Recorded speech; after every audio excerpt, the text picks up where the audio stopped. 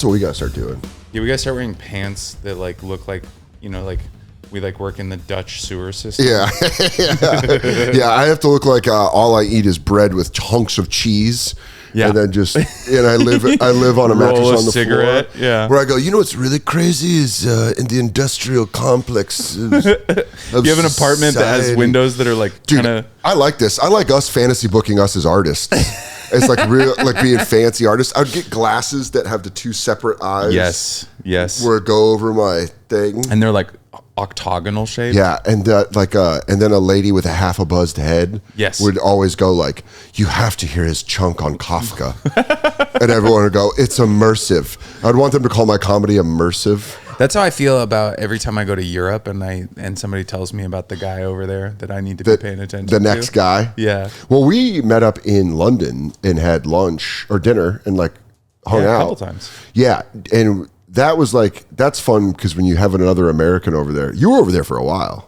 Yeah, I love London, not for comedy. I mean, it's fun doing comedy there. Sure. But like, I think, we're like fantasizing about this right now. It's every day for me. I have the fantasy of being like, some European, like Michelle's situation. Yeah. She just lives in Spain. Yeah. Drops back in the United States. Minus being married to Mos Def. That would be pretty sick. I don't know. Actually, yeah. You know what? That'd be like marrying one of my like high school heroes. It feels like a nap dream.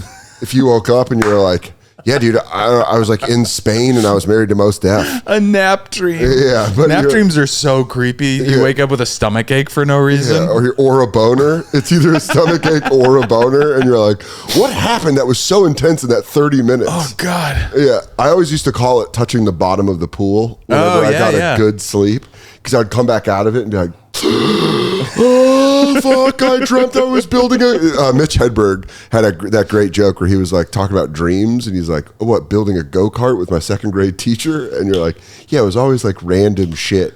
But I think when you were in Europe, did you have any urge to move there and like stay? When you were working in London, did you have any... Yeah, completely. You were like... I was hoping that I would like...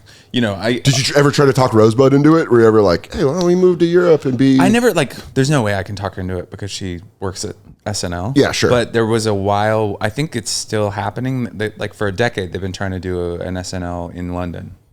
And so she was like, maybe I could, Live from London. It's Saturday Spectacular. It's Sleepy Time Saturdays. Oh, dude, I'd be the Don Pardo of that shit. Yeah. Starring Ewan McGregory. It's all just like McCondon. Yeah, I follow a lot of like socials over there, and all of their celebrities don't cross over. It's so weird. Well, you know what it is, and I found that out by doing the Fringe Festival, is that like America, an American comedian, you're like in America as a comedian. But if you're British, you have... Australia, and Canada, South Africa, Canada. You have the places that they colonized. Yeah. And they're like, you don't realize that the colonization helps comedians, or they're like, great. Oh, I'll just go work where you guys dominated the native people. Yeah, we did a shitty job. We can't even play Cuba or the Philippines. Yeah, we're like, oh, dude, Central America, I wouldn't go there. They have toppled that several times. At the end of this podcast, my buddy, Mark Sumner from Lake Oswego, Oregon. Great, yeah. Pacific Northwest. Love it. That's where all the hot girls in Portland came from. Yeah, LO. Yeah, dude. Yeah. Well, he was my friend in college. Like my friend. Yeah. Like U of A didn't fuck with me. Uh-huh. Sumner and I would just go hang out. That's fucking awesome. He's one of the funniest people I've ever met, and he's one of those guys that doesn't do stand up that you're like, man, if you did this, you would fucking kill. Yeah. Thank you for staying out of this so I can earn a living. But he got me in. I visited him one time and we were just like, he's like, yeah, it helps my anxiety. I open basketball cards and baseball cards. So he gave me a box of NBA Hoops 1989 cards. So at the end of the podcast, I have someone open it and go through their cards to see who they get. You might get some Supersonics. That would be amazing. Yeah, well, you got, But I'm also, so I did this weird thing with basketball. I'm not like a good fan anymore, but I was Supersonics up until 96 or 7. And then I went Trailblazers. Okay. And then I went Sacramento Kings for the baby Jason Williams, Weber. Yeah, of course. Stojakovic. Game 7 of the Western Conference Finals just getting absolutely ripped off. And then randomly, when I moved to DC after, I had a couple years, I became a huge Phoenix Suns fan. Great team now to like. Yeah. Durant, Booker. I mean, I'm a Nuggets fan. And then I sold out and I went to Lakers. You're a Lakers guy now? But I'm nothing now. Oh. See, I was a Warriors fan up until I was 10. Beautiful. I was a Warriors fan up until I was 10, and then they traded Tim Hardaway, and I decided, well, I need a Denver team, so I went with the Nuggets. Dude, if somebody had this combo, this outfit right there, if a dude had like a sweatshirt with the Denver Skyline logo and the matching hat, it was like, that guy will fuck you up. You like don't like watch your mouth around that guy. That guy likes to punch. Yeah. That's like the feeling you have where you go, that guy will punch you right in the mouth for little to nothing. Like if you were at a party and a dude showed up like that, you were like, even though he's only 3 years older than us, he owns an apartment and he has has a gun on him now. And he has a mustache. Yeah. He always, those guys always Chin have little strap. He's like, hey, yo, what's up, man? My name is Travis. Hey, what's up? Yeah. He's basically Travis Kelce before Taylor Swift. He's like, you know, I fuck with you so heavy.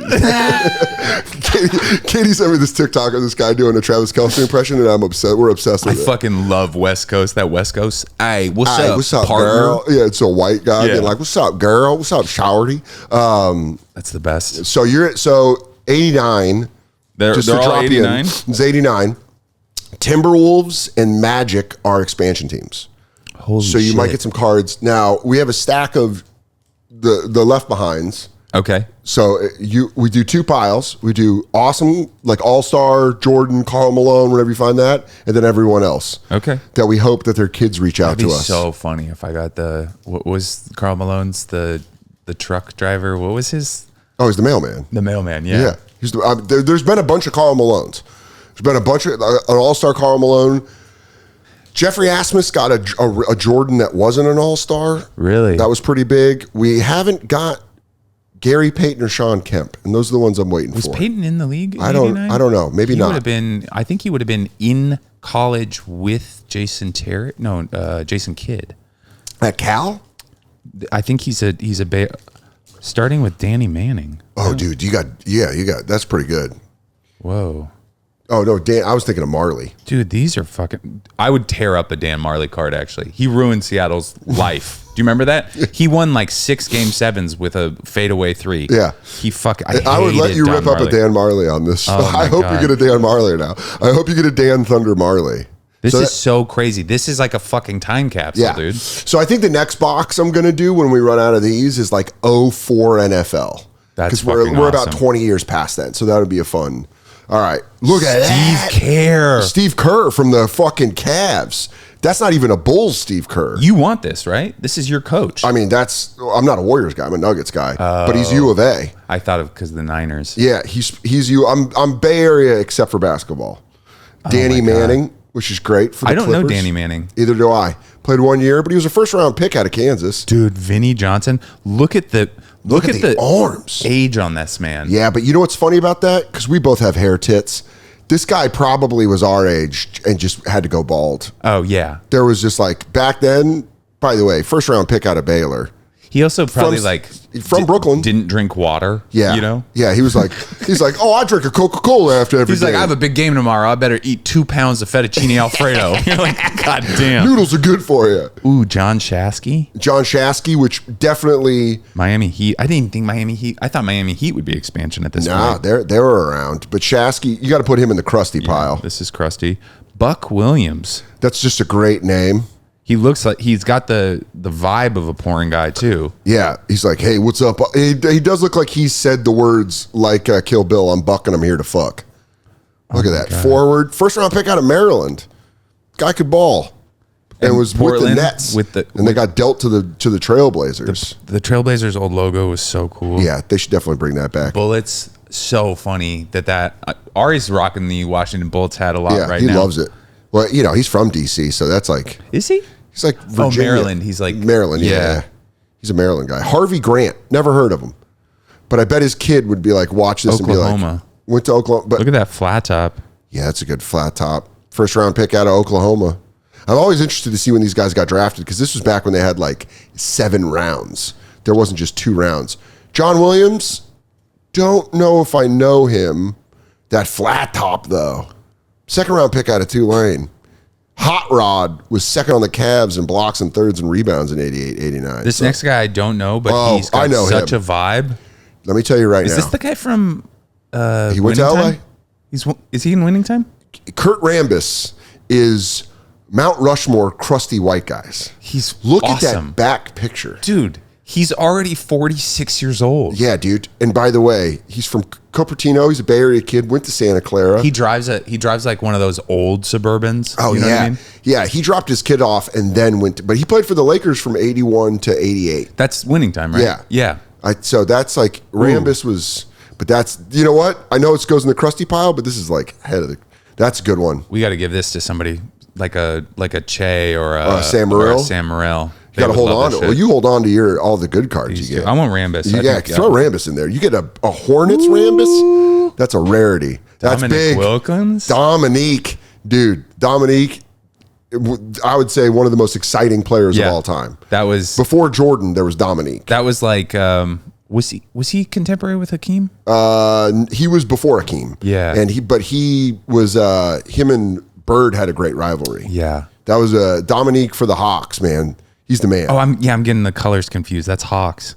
Mark Akers, no idea. But you know what? Expansion Magic, I mean, looks like Ray DeVito. Dude, it's so funny how you ever see pictures of like your relatives or something, and it's like they're like 28 or 32, and you're like, you look older than me now. Yeah, you know? dude. Yeah, everybody looks so much older. I found a picture of my dad at 27, and I was like, he looks older than me, and I'm 40. Yeah. I'm about to be 41. But he looks older than me. They have like giant mustaches, completely gray on the side. That's what happened when you didn't get to look at a phone and you just had to think all the time. It just wore you down.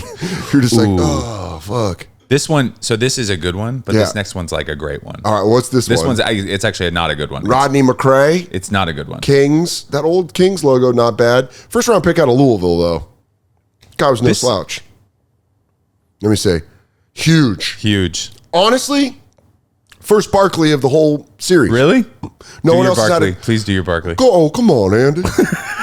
My favorite Charles Barkley impression of all time is Kenan Thompson on SNL when they did Iconoclast. Where Kristen Wiig played Bjork and he played Charles Barkley. And she was like, would you like to hold my invisible baby? And he goes, is this for real? My favorite thing, he goes, oh, you like Dennis Rodman if he was a tiny white lady. It makes me laugh every time.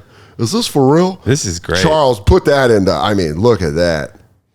Gary Grant, I don't know. Gary Grant, who cares? Ooh. But the next one's huge. Gary Grant, by the way, first round pick out of Michigan. This guy could fucking ball. So yes. Am I getting it confused? That's the motherfucking Mullen was man. also an alcoholic, right? Or was it Leitner? Mullen. Mullen's the one that would drink like a 6-pack before the game, right? Bang, left-handed threes out of Queens, baby. St. John's, dude. Chris Mullen was my favorite NBA player for the longest time. Until Shaquille O'Neal, I was a Chris Mullen stan. Loved the flat top, loved the Queens accent on a California team. He's like Queens through and through. He came to the restaurant I was working at one time, and I wanted to bring him a dessert. Rosa Mexicana? Dos Caminos. Dos Caminos, that's what it was. I wanted to bring him a dessert so bad because I loved the Warriors until I was 10. Run TMC was him, Mitch Redmond, and Tim Hardaway. Yeah.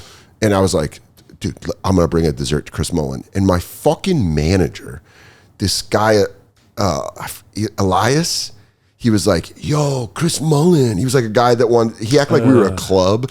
And he was like, Chris Mullen, I brought you a dessert. Dude, I was punching in the kitchen. I was like, I wanted to bring Chris Mullen a dessert. I was like, I think I said something to him because I knew I was on my way out. I was like, dude, what the fuck? I wanted to bring Chris Mullen a dessert. And he was like, chill. You haven't even been to the Bay Area. Yeah, you don't even fucking know what the Warriors go through. They play in Oakland.